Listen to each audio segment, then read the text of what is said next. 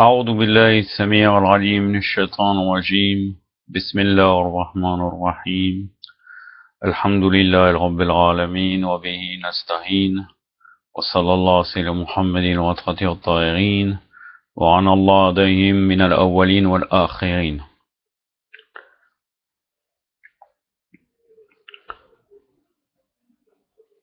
Un sujet de Hausa là je commence à proprement dit les leçons, puisque j'avais fait le résumé des cours précédents que j'avais donné à un frère. Nous sommes arrivés aux fonctions, les fonctions des prophètes et les signes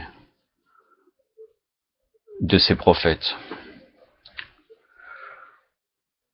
Nous sommes dans le livre Les credos du schisme ou bien les croyances du schisme. Et on peut l'appeler de deux titres différents suivant les traductions. On est à la page 45. Ça va être très rapide et après je vais passer à autre chose qui ne sera pas dans ce livre. Donc dans les signes du prophète.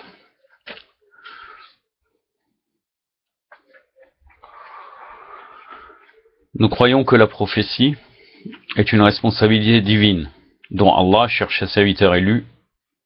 ses serviteurs élus parmi ceux qui sont les plus parfaits, qui jouissent d'une position exaltée. Allah les désigne pour qu'ils guident les gens vers la paix, la prospérité, la perfection. Allah, il envoie ses prophètes avec une mission divine. Là, je reviendrai, il va parler des fonctions des prophètes, de leur rôle. Je reviendrai avec plus de détails plus tard dans la leçon, afin qu'ils purifient les gens dans l'immoralité, des actions pécheresses et des mauvaises habitudes et des coutumes nuisibles, et pour qu'ils leur enseignent la sagesse et le savoir, ou un mot, afin de permettre à l'homme d'atteindre au fait de la perfection, digne de l'humanité dans les deux mondes. Selon notre croyance, Allah n'a pas donné à l'humanité le droit de désigner, de choisir ou de nommer quiconque comme prophète, puisqu'ils sont nommés par Allah Azza wa Jal. Les gens n'ont pas leur mot à dire en leur matière. Seul Allah a autorité pour choisir et désigner ses prophètes, étant donné qu'il dit, ça c'est dans leur Coran, la sourate El-An'am, donc la sourate les bestiaux, la sourate numéro 6, le verset 124. Allah nous dit, Allah sait bien qui il désigne comme son prophète.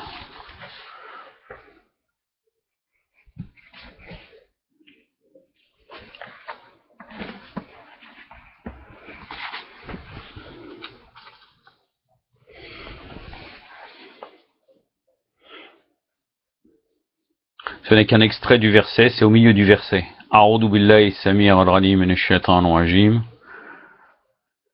Allahu a'lamu haythu yajalu risalatu. Sadaqallah al-aliyyul azim.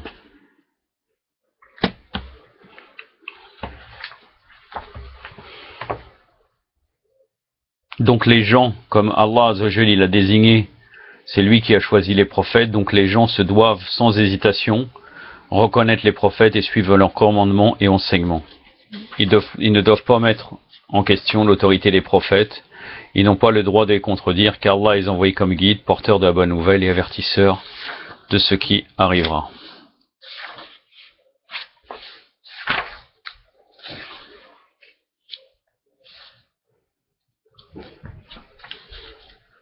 Maintenant, je vais vous citer les fonctions des prophètes. Quel est leur rôle?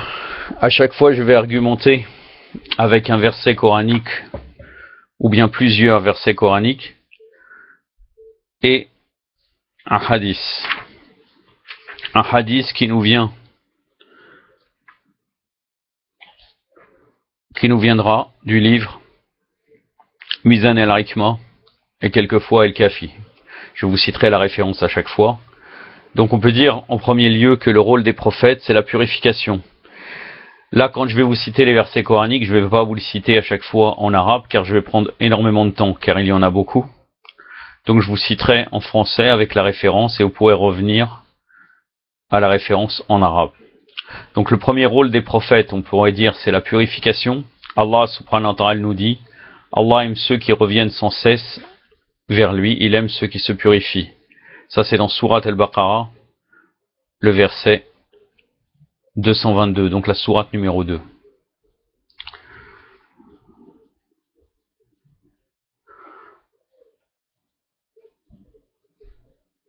un autre verset qui nous vient de Surat Al-Maïda. Quelquefois, je vous citerai uniquement, parce que là, je n'ai pas noté. J'ai noté uniquement les numéros des versets. Là, c'est de tête que je vous dis par rapport au numéro de la sourate. C'est quelle sourate, mais je connais pas chaque numéro de sourate, je sais pas à quoi il correspond au niveau du titre. Donc, quelquefois, je vous donne uniquement le numéro de sourate et le verset. Allah subhanahu wa ta'ala nous dit dans Surat Al-Maïda, donc la sourate numéro 5, le verset 6. Allah veut vous purifier par achever sa grâce en vous. Peut-être serez-vous reconnaissant. Un autre verset, prélève une aumône sur leurs biens pour les purifier et les rendre sans tache. Ça, c'est dans Surat Al-Bara'a, le désaveu. La sourate numéro 9, le verset 103. Après, maintenant, dans le hadith, un hadith qui nous vient de Mizan al-Hikma, le tome 9, page 315. Le hadith numéro 315. Et Al-Kafi, le tome 2, page 168. L'imam Ja'far Sadiq alayhi salam, pour confirmer un hadith qui nous parle de la purification que les prophètes sont envoyés pour purifier les gens, puisque nous attestons que nous avons un créateur qui nous a façonnés, qui nous transcende, ainsi que tout ce qu'il a créé, et que ce créateur étant sage et transcendant, il n'est pas possible que ces créatures le voient ni qu'elles le touchent, sans quoi ils auraient des rapports avec elles, et elles auraient des rapports avec lui. Et il argumenterait avec elles, et elles argumenteraient avec lui. Il est établi qu'il a des envoyés, sofara, ambassadeurs, ou bien on pourrait dire représentants, dans sa création. Il le manifeste à sa création et à ses serviteurs, et il leur indique leur avantage et leur intérêt, ainsi que ce qui assure leur survie ou s'ils l'abandonnent, leur extinction. Ainsi il est clair que ceux qui ordonnent et qui interdisent de la part du sage, du savant dans sa création, ceux qui expriment sa volonté, ce sont les prophètes, el-Anbiya, alayhum salam, et ses élites parmi ses créatures, les sages éduqués par la sagesse, envoyés par elle, sans être associés aux hommes en quoi que ce soit de leurs conditions, de leur conformation et de leur constitution. Ils sont les auxiliaires d'auprès du sage, du savant, de par la sagesse. Deuxième rôle des prophètes, c'est délivrer l'homme du joug des taroutes, des injustes. Allah subhanahu wa ta'ala nous dit, dans la sourate 16, le verset 36, oui, nous avons envoyé un prophète à chaque communauté. Adorez Allah, fuyez les taroutes. Il y en eut parmi eux que Allah dirigea, tandis que l'égarement des autres devient inéluctable. Un autre verset dans la sourate 39, le verset 17 et 18. Il y a une bonne nouvelle adressée à ceux qui se sont écartés des taroutes en refusant de les adorer et qui reviennent à Allah. Annonce la bonne nouvelle à mes serviteurs qui écoutent la parole et qui obéissent à ce qu'elle contient de meilleur. Voilà ceux que Allah dirige, voilà ceux qui sont doués d'intelligence. Maintenant, dans le hadith, l'imam Ali alayhi salam nous dit, c'est un hadith dans Mizan al-Hikma, le tome 9, le hadith numéro 317. L'imam Ali alayhi salam nous dit, Allah a envoyé Muhammad sallallahu alayhi wa alayhi avec la vérité et le haqq, afin qu'il fasse venir ses serviteurs de l'adoration des idoles à son adoration, de l'obéissance au Satan à son obéissance avec un Coran qui le démontre et le confirme, pour que les adorateurs connaissent leur Seigneur alors qu'ils en étaient ignorants, et afin qu'ils le reconnaissent après l'avoir nié, qu'ils l'attestent après l'avoir contesté. Un autre hadith qui va dans le même sens, qui nous vient toujours de Mizan al-Hikma, le tome 9, la page 317. Là, c'était la page, pardon. Auparavant, je vous ai cité, en disant que c'était le hadith numéro 317, mais c'est la page 317, car il y a un autre hadith en ayant la même référence. Allah subhanahu wa ta'ala, azza wa jal, a envoyé Muhammad sallallahu alayhi wa alayhi, afin qu'il fasse venir ses serviteurs ibad, qu'il fasse venir ses serviteurs du culte de leurs semblables à son adoration, des promesses de ses créatures à ses promesses, de l'obéissance à ses créatures à son obéissance, et de la wilaya de ses créatures à sa wilaya. Un troisième rôle des prophètes, c'est l'enseignement du livre, de la sagesse et l'amendement des mœurs. Allah subhanahu wa ta'ala nous dit dans la sourate Baqara, la sourate numéro 2, le verset 129.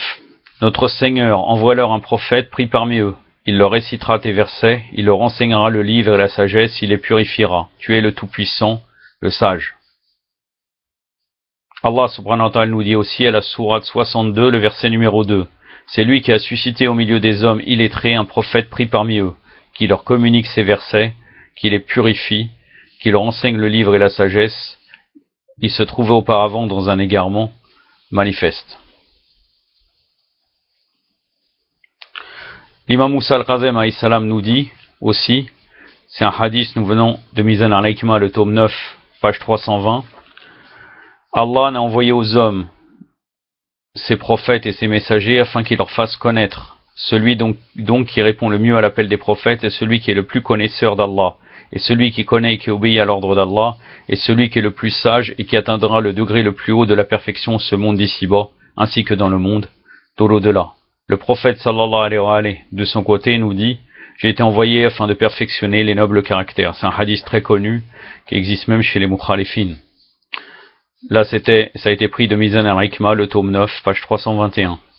L'imam Ali alayhi salam nous dit « Allah a envoyé ses messagers aux djinns et aux humains, afin qu'ils dévoilent pour eux ce bas monde, pour qu'ils les mettent en garde contre ces calamités, pour qu'ils leur montrent ses exemples, pour leur faire voir clairement ses défauts, pour les maintenir en alerte devant la variété de ces lieux de salut et de ces maux, de ces choses licites et de ces choses illicites, et de ce qu'Allah a préparé de paradis et d'honneur pour eux, d'entre eux qui obéissent, et de feu et d'humiliation pour ceux qui lui désobéissent. » Un autre rôle des prophètes, c'est faire sortir les hommes des ténèbres vers la lumière. Allah subhanahu wa ta'ala nous dit dans sourate Al-Maïda, la sourate La Table Servie, la sourate numéro 5, le verset 16. Allah dirige ainsi dans les chemins du salut ceux qui cherchent à lui plaire. Il les fait sortir des ténèbres vers la lumière avec sa permission, et il les dirige sur un chemin droit.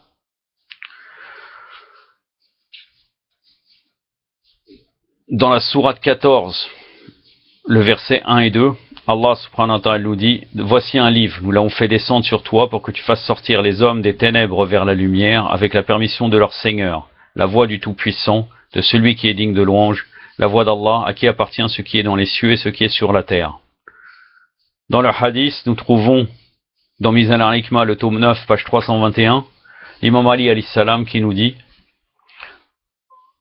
le Seigneur envoya aux hommes successivement ses messagers et ses prophètes pour leur rappeler le pacte dont ont été imprégnés leur conscience et ses faveurs oubliées, leur renouveler le témoignage de la révélation, les sommer de méditer en leur révélant les secrets les plus impénétrables et les prodiges de l'omnipotence. L'imam Ali alayhi salam nous dit aussi en parlant du Saint-Coran, les ténèbres ne peuvent être dissipées que par lui. Mizan al-Hikmah, le tome 9, page 322. Et il leur parle aussi, l'imam Ali alayhi salam, de l'islam. C'est dans l'islam que l'on trouve l'appui des bienfaits et les lampes qui dissipent les ténèbres. Les trésors du bien ne peuvent être décelés que par ses clés, et les ténèbres ne peuvent être dissipées que par ses lampes. Autre rôle des prophètes, ordonner aux hommes d'observer l'équité, c'est-à-dire la justice.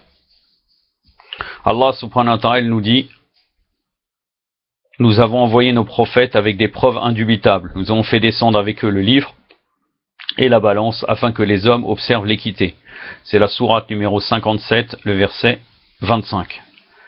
Dans le hadith, l'imam Ali alayhi salam nous dit, en parlant des justes, ils ordonnent ce qui est convenable en le pratiquant les premiers, et interdisent ce qui est blâmable en s'en abstenant les premiers. C'est-à-dire ils mettent leur application en premier lieu, l'application de ce qu'ils apprennent en premier lieu avant d'ordonner quoi que ce soit aux autres. Le tome 9, page 323 de Mizan al-Hikmah. Un autre rôle des prophètes, le numéro 6, il y en a 9. Ôter les liens et les carcans qui pèsent sur les hommes. Allah subhanahu wa ta'ala nous dit, dans la sourate numéro 7, le verset 157, ceux qui suivent l'envoyé, le prophète qui ne sait lire ni écrire, enfin ummi. Ummi, là c'est peut-être un problème de traduction. Le prophète ummi, que ces gens-là trouvent mentionné chez eux dans la Torah et l'Évangile. Il leur ordonne ce qui est convenable, il leur interdit ce qui est blâmable, il déclare licite pour eux les excellentes nourritures, il déclare illicite pour eux ce qui est détestable, il ôte les liens et les carcans qui pesaient sur eux. J'ai dit que c'est problématique car le prophète est le summum de la perfection, donc il est impossible qu'il n'y ait un manque dans la lecture ou bien dans l'écriture. il y a plusieurs interprétations, mais de toute façon, dans nos hadiths, de nos imams, le prophète savait lire et écrire. Et entre autres, Ummi, ça peut vouloir dire qu'il faisait partie de al-Qura. Al-Qura qui était la Mecque. Ou bien Ummi, qu'il était dans un peuple de gens qui étaient en majorité illettrés, qui ne savaient ni lire ni écrire. Pour cela, il y a une étude de Motahari, cher Motahari, qui s'appelle le prophète Ummi. Il faudrait que je revienne à ce livre, mais je sais que la conclusion, c'est de démontrer qu'il n'y a pas de certitude, contrairement aux Mukhalifin. Bon, lui, il utilise beaucoup là, dans ce livre les sources des Mukhalifin, comme quoi il ne savait ni lire ni écrire. Donc, il arrive comme conclusion qu'il savait lire et écrire.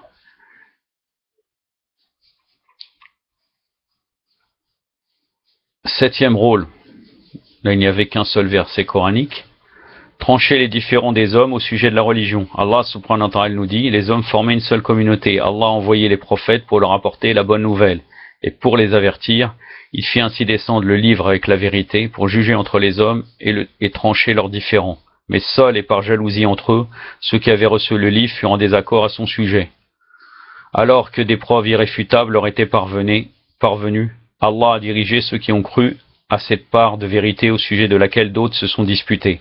Avec sa permission, Allah dirige qui il veut sur le chemin droit. Ça c'est la sourate Al-Baqarah, la sourate numéro 2, la vache, le verset 213.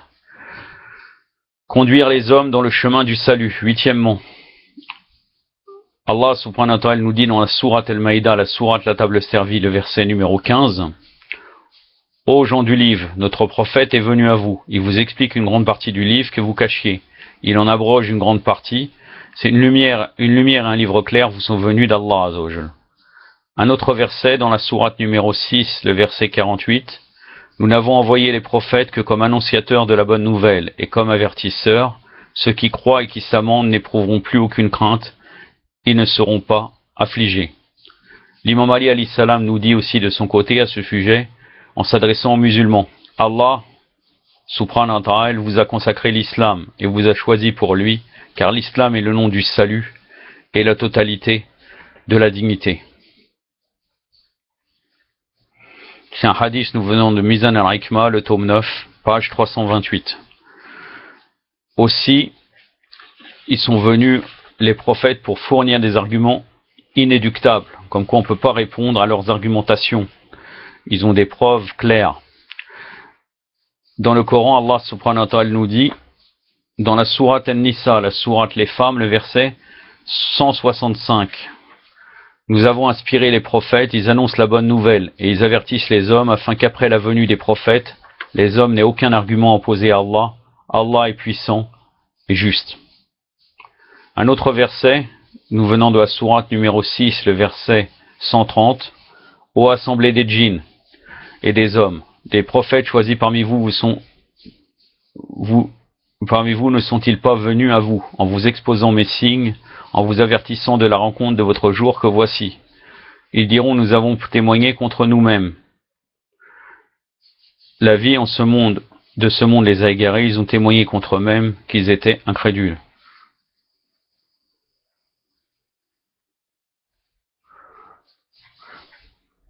Dans le hadith, l'imam Ali alayhi salam nous dit, c'est un hadith nous venant de Mizan al-Hikma, le tome 9, page 331, Allah a envoyé aux hommes ses messagers avec des messages, et les a choisis et pris pour témoins contre ces créatures, afin que celles-ci ne puissent avoir aucun argument leur permettant de négliger ces avertissements, après qu'il les a appelés avec une parole véridique à suivre le chemin de la vérité.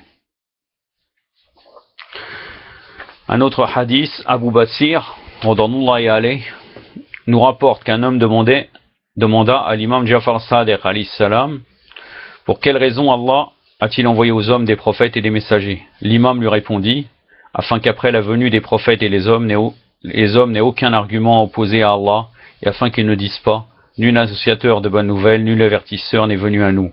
Et pour que l'argument d'Allah soit bien fondé contre eux, n'as-tu pas entendu ce que Allah nous a raconté à propos des gardiens de l'enfer, lorsqu'ils ont demandé aux infidèles, un avertisseur n'est-il pas venu jusqu'à vous?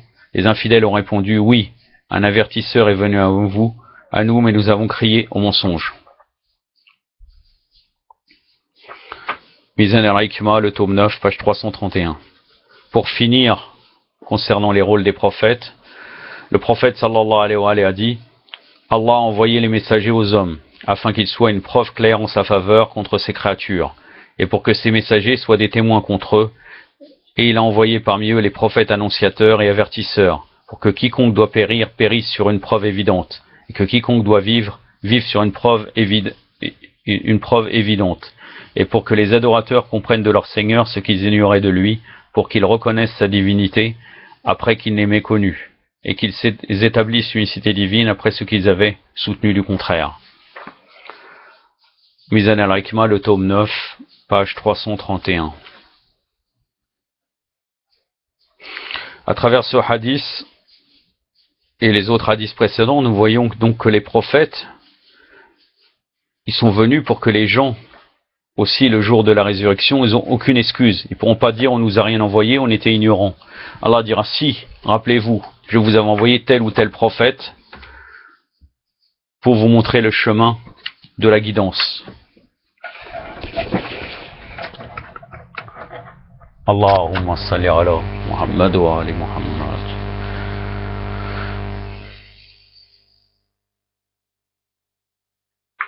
Nous arrivons maintenant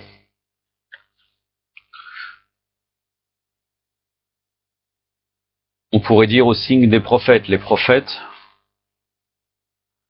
viennent avec, on pourrait dire, deux choses principales: la faillibilité et le miracle. Je vais vous commenter aussi, je vais vous citer quelques versets coraniques et je vais vous commenter aussi un hadith.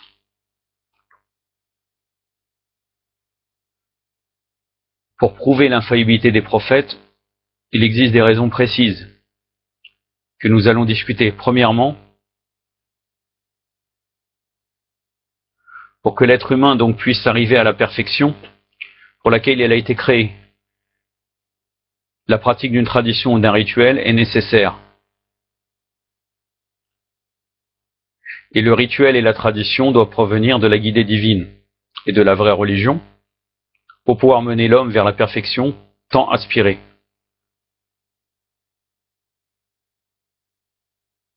Donc, la réalisation de cette perfection, elle dépend de l'exécution de cette tradition et de cette religion.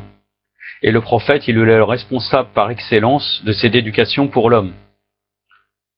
Et si une faute quelconque surgit dans la, on pourrait dire, la propagande et l'exécution de cette tradition, c'est une infraction à l'intention et au but fixé au début. Donc l'infraction, si des fois le missionnaire de la révélation et de l'enseignement de cette éducation divine et théologique fait une faute, ou bien est passionné, fait une faute à travers sa passion humaine, le dessein et le but final qui est là, amener les gens à la perfection, il ne sera pas achevé. Donc la perfection dans la guidée, elle requiert aussi la perfection innée du guide. Et l'infaillibilité de la tradition et de la religion d'Allah provient de l'infaillibilité de celui qui enseigne cette tradition et cette religion. Allah subhanahu wa ta'ala nous dit dans Surat al-Fussilat, la sourate des versets détaillés, verset 42, le faux n'atteint d'aucune part, ni par devant ni par derrière, c'est une révélation émanant d'un sage, digne de louange. Surat al-Fussilat, le verset 42.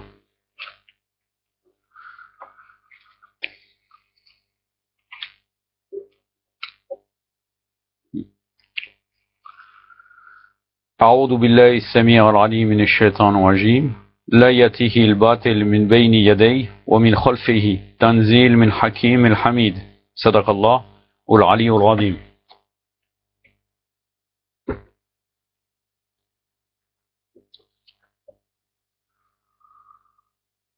Deuxièmement, on pourrait dire au point de vue rationnel et traditionnel, la religion elle est descendue pour accorder une vie pure et purifiée à l'homme,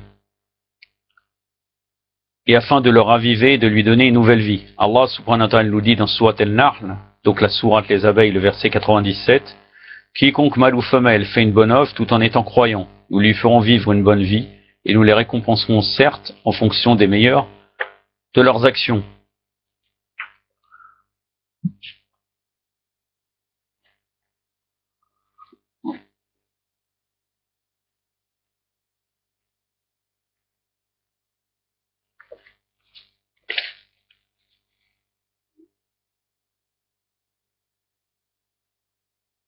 Allahumma salli ala Muhammad wa ali Muhammad.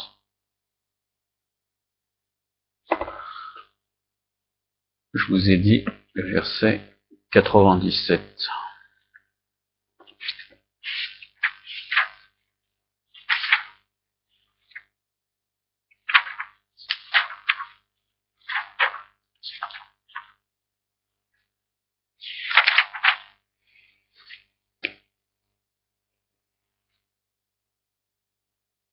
أعوذ بالله السميع العليم من الشيطان الرجيم من عمل صالحا من ذكر والأنثى وهو المؤمن فلنحيينه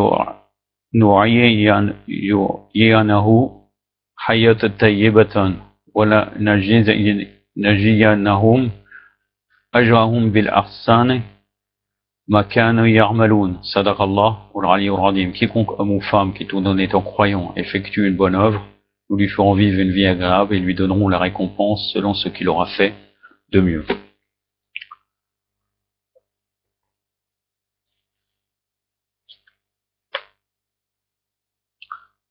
Donc, à travers ce verset, la bonne vie, la vie nouvelle et pure d'une créature humaine provient proprement de sa foi et de ses bonnes actions qui forment la totalité de sa religion. Et en la personne du vénérable prophète, sallallahu alayhi wa alayhi, ou bien les prophètes en général, et salam ajma'in, on pourrait dire que cette eau vivifiante qui nous fait revivre et nous donne une bonne vie, elle a besoin d'un prophète. Et si ce cours d'eau, si éventuellement ce prophète se salit et devient impur, il ne sera plus transparent comme avant et on ne peut offrir aucune vie pure et purifiée à quelqu'un d'une eau salie et impure. Donc la bonne vie peut s'obtenir uniquement, on parle de la bonne vie dans dunya ou l'akhira, qu'à travers un prophète infaillible.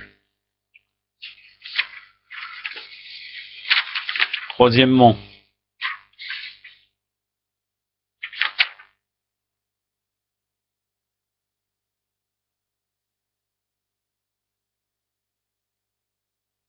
donc si le prophète est infaillible, c'est pratiquement comme le deuxième.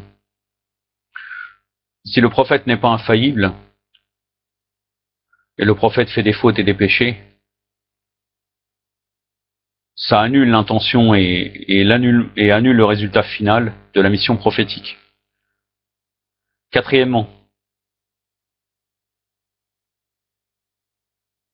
si le prophète ferait des fautes et des erreurs, la Ummah, la communauté islamique, ne pourra donc pas avoir foi en les révélations divines que le prophète proclame et divulgue. Elle ne peut pas croire aussi à ses propos, on peut dire c'est un menteur, et s'il n'est pas exempt du péché, à cause même de l'impureté qu'il a acquise en commettant des péchés, il perd sa crédibilité devant les gens, et c'est évident que la parole d'un savant qui n'agit pas selon ses propres dires ou les prédications d'un prédicateur qui ne suit pas ses propres conseils, les préceptes n'auront aucune influence bénéfique sur les gens. Il dira qu'est-ce qu'il nous raconte celui-là, il n'applique rien, ils veulent nous donner des leçons.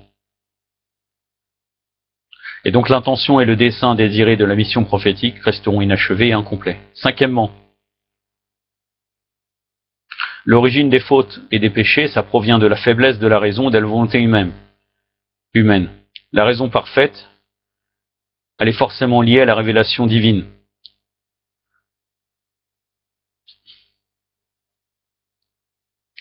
Donc si elle est liée, la raison parfaite, à la volonté divine, elle ne laisse aucune place pour les fautes et les péchés dans la personne du noble prophète. Alayhum salam. Le deuxième signe de la prophétie, c'est le miracle.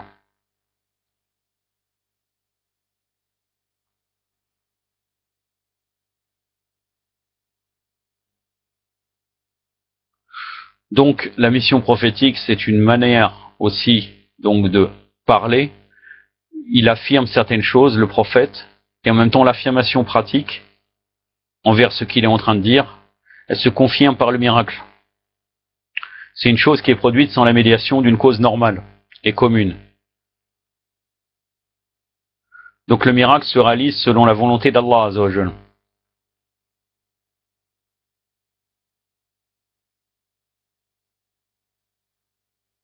La prétention de celui qui affirme être un prophète peut être vérifiée au point de vue rationnel.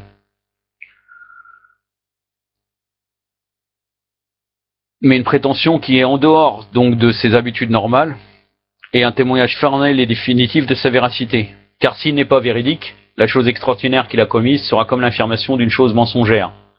Et cela entraînera donc la perdition des gens, et nous savons que cela est loin d'Allah Azzawajal. Maintenant, nous pouvons expliquer, à travers 2 hadiths, la mission prophétique générale. Le premier hadith, il nous dit: nous prouvâmes en fait que nous avons un créateur créatif qui est bien plus supérieur et élevé que toutes les autres créatures, et nous prouvâmes que ce créateur créatif est un sage, bien plus supérieur aux autres, et qu'il convient donc pas que les créatures le voient, ou puissent argumenter ou discuter avec lui, ni le rencontrer, ni pouvoir l'atteindre. Il faut aussi prouver qu'il possède des messagers parmi ces créatures, ceux qui apportent de ses nouvelles à leurs proches et aux autres créatures, et qui guident les gens vers des bienfaits et tout ce qui leur est bénéfique, et vers tout ce qui leur procure la constance morale et la survie spirituelle, de sorte que leur perdition arriverait s'ils n'agissaient pas de cette manière et s'ils n'étaient pas ainsi. Ces messagers-ci empêchent les gens de commettre tout ce qui serait inconvenable et indésirable pour les serviteurs d'Allah, savants et tout-puissants, car ils sont en fait ses prophètes et ses élus parmi ses créatures, et ils sont sages, et Allah leur a enseigné la sagesse. Ils sont des envoyés d'Allah, choisis par Allah, pour qu'il leur accorde de sa sagesse. Ils ne sont pas égaux avec les autres hommes, même s'ils sont identiques dans leur création et leur composition physique et organique avec les autres. Mais leur état ne ressemble en aucune manière aux autres hommes. Et ils ne divisent pas les mêmes caractéristiques. Ils sont protégés par Allah, savant et tout-puissant, avec sa sagesse et sa science divine. Et il fut ensuite prouvé que ces événements et ce fait se répètent en toute période et en tout âge. Là, il y a des prophètes et des messagers divins avec des arguments et des preuves claires et évidentes parmi la gente humaine, de sorte que la terre que Allah a créée ne restera jamais vide de la preuve d'Allah, Hujja, qui atteste que la véracité de leurs paroles et de la justice et de l'équité divine. Usul al-Kafi, le volume 1, page 168. Donc on voit très bien, c'est un hadith nous venant de l'imam Sa'dir, que même à travers les hadiths des imams, il nous résume toute la croyance. Maintenant, on peut peut-être expliquer certains éléments de ce hadith qui nous parle de la mission prophétique. La nécessité de la mission prophétique, premièrement, a été expliquée dans la phrase « Et nous prouvâmes que ce créateur créatif est un sage, bien plus supérieur aux autres, jusqu'à l'atteindre. »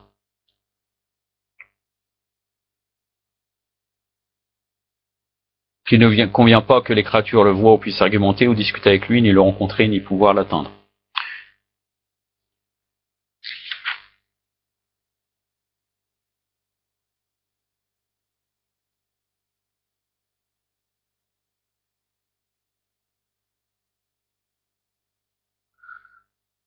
Car l'être humain, il a besoin de connaître ce qui est bénéfique pour lui et ce qui est endommageant et néfaste. Il a besoin de connaître ses bénéfices et ses dommages, ses intérêts et ses corruptions dans ce monde-ci et dans le monde d'après. Et cette connaissance n'est point possible sauf de par l'essence d'Allah Azzawajal dominante qui embrasse tous les mouvements et toutes les immobilités, toutes les actions et inactions humains dans la vie terrestre et dans l'au-delà. Et cette essence exaltée n'est autre que le Créateur Allah Azzawajal.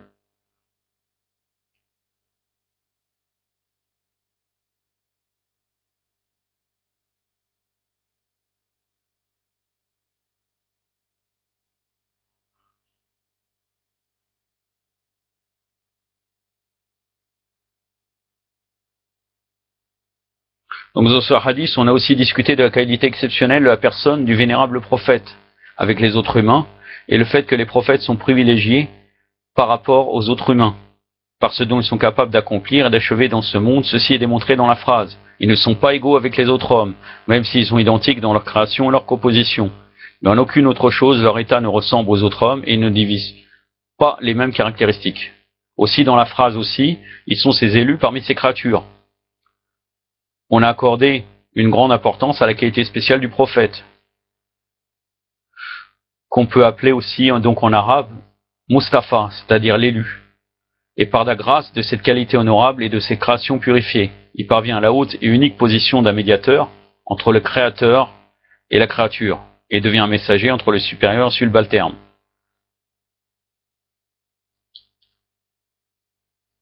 Et aussi dans la phrase, et ils apportent de ces nouvelles à leurs proches et aux autres créatures. On peut comprendre la haute position et le rang éminent du prophète. Et le prophète est comparé à la langue qui exprime la pensée et qui transmet ici les intentions divines aux gens. Et donc cette position exaltée nécessite la pureté, la sainteté et l'infaillibilité dans la personne sanctifiée du prophète. Dans la phrase, de sorte que la terre d'Allah ne reste jamais vide de la preuve d'Allah qui atteste de véracité de leurs paroles et de la justice et de l'équité divine. La raison de la nécessité d'un miracle est expliquée pleinement pour prouver et affirmer la présence de la mission prophétique. Et étant donné que l'origine de la mission prophétique est la sagesse du sage, cela résulte donc à la sagesse comme il est démontré dans ce verset. Je suis venu à vous avec la hikma, la prophétie, Surat al-Zukhruf, donc l'ornement, le verset 63.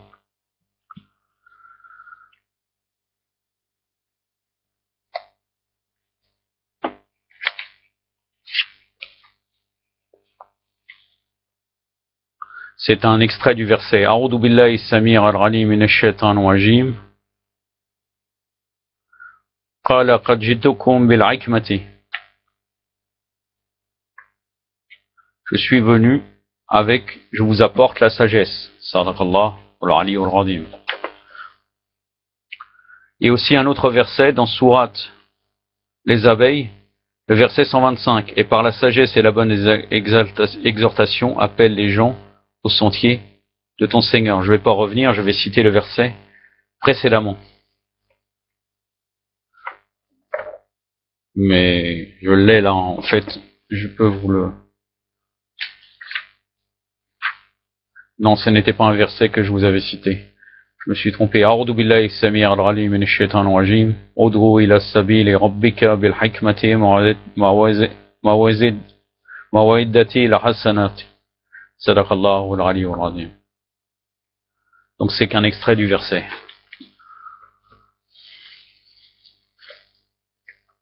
« 37 minutes, je pense que d'ici à peu près 5-10 minutes, j'aurai terminé, Inch'Allah. Donc le privilège et la sagesse et la pratique des prophètes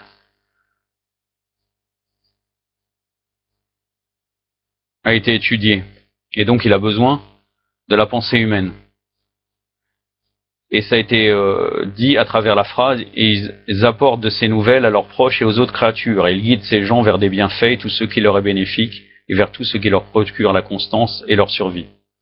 Cela démontre une voie illuminante, qui sans avoir besoin d'une éducation humaine a été éclairée par la lumière des cieux et de la terre, et dont l'huile semble éclairée sans même que le feu la touche. Surat an-Nur, le verset 35.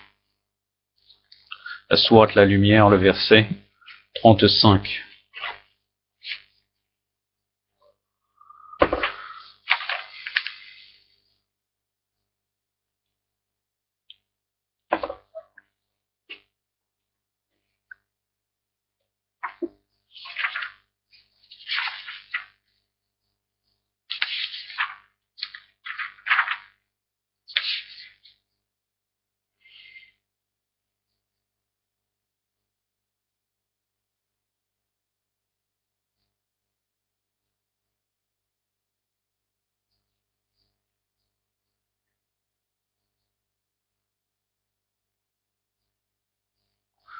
أعوذ بالله السميع العليم من الشيطان الرجيم وكيد زيتها يؤتي ولا لم تمسه النار صدق الله العلي العظيم. Aussi ce verset concerne Ahlul Bayt. Dans ce verset de Sourate la lumière, on va revenir un jour, dans ce verset nous avons les 14 infaillibles.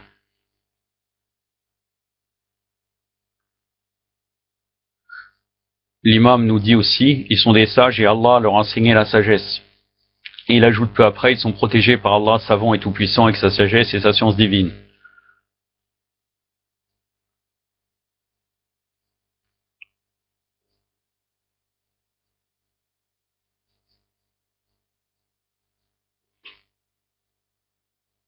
Donc ça montre qu'ils sont protégés par Allah.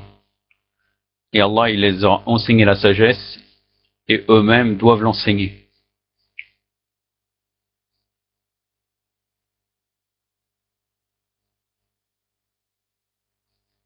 Donc l'objectif de la mission prophétique, c'est celle d'atteindre à la pure sagesse. Allah subhanahu wa ta'ala nous dit dans la sourate al-Jumu'ah, versets 1 et 2. Ce qui est dans les cieux et ce qui est sur la terre glorifie Allah, le souverain, le pur, le tout-puissant. Le sage, c'est lui qui a envoyé à des gens sans livre un messager des leurs qui leur récite ces versets, leur purifie et leur enseigne le livre et la sagesse, bien qu'ils fussent dans un égarement évident. Donc le verset 1 et 2 de Sourate al-Jumu'ah. A'udhu billahi as-sami' al-'alim minash shaitanir rajim. Bismillahir rahmanir rahim. يسبح لله ما في السماوات وما في الأرض ملك القدوس العزيز الحكيم هو الذي بعث في الأميين رسولا منهم يتلو عليهم آياته ويزكيهم ويعلمهم الكتاب والحكمة وإن كان من قبل لفي ضلال مبين صدق الله العلي العظيم. Donc là on voit très bien que leur objectif c'est d'enseigner la hikmah. On pourrait en citer d'autres arguments, mais on va s'arrêter ici. Dans un autre hadith aussi, l'imam Reda alayhi salam nous dit, étant donné le fait que dans la création, le tempérament et le pouvoir humain n'étaient point les instruments utiles et nécessaires pour faire parvenir les humains à leur meilleur intérêt, et qu'en même temps le Créateur était bien supérieur à eux pour être vu par eux, et que la faiblesse et l'impuissance des humains étaient évidentes par rapport à leur manque de compréhension et de perception de leur Seigneur omnipotent. Et il décrit la faiblesse de l'être humain. Il fallait donc obligatoirement qu'il y ait un messager infaillible entre eux et Allah qui puisse leur proclamer les commandements, les interdictions et les obligations d'Allah, et les rendre conscients de ce qu'il pouvait leur accorder des bienfaits, tout en les éloignant des corruptions, car dans leur création il n'existait aucun instrument propre pour la connaissance et la distinction des intérêts dont ils avaient vraiment besoin, ni pour que les corruptions qui pouvaient éventuellement les endommager inévitablement. C'est dans Bihar el-Anwar, le volume 6, page 59. Je vais m'arrêter ici, et la prochaine leçon, Inch'Allah, ça sera la prophétie à travers le Coran et les hadiths de Ahlul Bayt. Puis après, je passerai aux spécificités du prophète de l'islam, sallallahu alayhi wa alayhi. Pour terminer, j'aurai tout le temps cette méthode pour le tabarruk, pour le baraka. C'est un livre que j'avais déjà commencé à lire avec un certain frère à qui je donnais les cours, mais qui est utile, qui parle de l'importance de la Ziyarat Ashura, et à chaque fois à travers des histoires. Donc je vous citerai, jusqu'à que je termine ce livre, en l'occurrence c'est Manifestations de la Ziyarat Ashura, je vous le montre, voilà. Quelques gens le connaissent, mais bon, ce livre maintenant est difficilement trouvable. Donc c'est des histoires qui nous montrent l'importance de la Ziyarat Ashura, de la réciter, car l'imam al-Mahdi alayhi salam al-Jafaraja a conseillé 3 choses à ses chiites: la prière de la nuit, la Ziyarat Ashura, donc la récitation de Ziyarat Ashura, et réciter Ziyarat Jamirat el-Kebira. Donc là, on voit à travers ces récits les miracles de cette Ziyara quand on les récitait. Là, le 34e récit, Sayyid raconte, en l'an 1370, année solaire de l'Hégire, là c'est en Iran, l'État avait interdit que l'on participe au pèlerinage, sans s'être auparavant inscrit à avoir payé sa place, et cela sans exception aucune. Comme je désirais ardemment y participer, je fus le vœu de réciter la Ziyarat Ashura et je m'y tins. Mon vœu toucha à sa fin, et bien que très actif et demandant des recours de ci et de là, je n'obtins aucun résultat. Un soir, je me présentai à l'auteur du livre « Histoire extraordinaire autour de la Ziyarat Ashura » et comme j'étais mécontent, je lui dis « Vous qui collectez les histoires des gens qui ont récité la Ziyarat Ashura, et dont la demande a été exaucée, collectez donc aussi les histoires des gens qui ont récité la Ziyarat Ashura et qui n'ont obtenu aucun résultat. » Puis je pris la décision de dire à tous ceux qui prétendaient qu'en récitant 40 jours la Ziyarat Ashura, les demandes étaient exaucées, que cela n'était pas exact et de les démentir. Le soir même, mon frère Sayyid me dit « Tu t'es déjà évertué à plusieurs reprises pour cette affaire. Demain allons à Téhéran, voir monsieur Untel. Peut-être aurons-nous un résultat. » Le lendemain, nous nous mîmes en route. Du matin jusqu'à 1h de l'après-midi, nous avons fait tout ce qu'il fallait pour obtenir un résultat sans succès. Nous prîmes la décision de retourner à Qom. Quelqu'un nous dit « Allez voir Untel. » Totalement désespérés et désemparés, nous restâmes un certain temps dans son bureau, sans résultat. Je dis à mon frère « Ne t'inquiète pas, il n'y a rien à espérer. Si jamais cela devait réussir, ce serait seulement grâce à la Ziyarat Ashura et la miséricorde d'Allah Azzawajal. » Au même instant, on nous dit « C'est votre tour. » Nous nous présentâmes à un tel qui déclara « Il n'y a pas d'alternative pour votre affaire. » À cet instant, le téléphone sonna et on lui ordonna de lui livrer 15 passeports supplémentaires à tel et tel titre. Nous dîmes « ajouter aussi 2 autres personnes à ce même titre. Finalement, le responsable donna l'ordre de délivrer les passeports et partit. Ceci se passait le premier du mois de Dhul Hijjah. Le 2e jour, les passeports furent délivrés. Le 3e jour, nous partîmes pour le dernier avion iranien pour Jeddah et nous pûmes nous rendre à la Mecque. Il faut préciser qu'avec nous se trouvaient certaines personnes parmi les responsables qui, à un titre ou un autre, avaient fait des démarches et des demandes de recours étonnantes. Il leur avait même été délivré des passeports, mais ils n'avaient quand même pas pu participer au pèlerinage. Après mon retour, je demandai à l'un d'eux avec lequel j'avais des liens d'amitié qui souhaitait vivement partir et qui avait fait de nombreuses demandes de recours. Avez-vous récité la Ziyarat Ashura? Il répondit, j'ai fait toutes les demandes de recours que je connaissais, sauf la Ziyarat Ashura. Finalement, je me rendis compte que la Ziyarat Ashura avait fait son œuvre et que j'avais joué trop vite quand j'avais dit que la Ziyarat Ashura ne pouvait rien accomplir. Allahumma salli ala Muhammad wa ali Muhammad. Qu'Allah Azza wa Jal nous donne le tawfiq pour pouvoir réciter la Ziyarat Ashura fréquemment comme l'imam al-Hujja al-Islam nous a conseillé. Yaktafi min ada wa sallallahu alayhi wa sallam Muhammadin wa atrati at-ta'irin wa assalamu alaykum wa rahmatullah.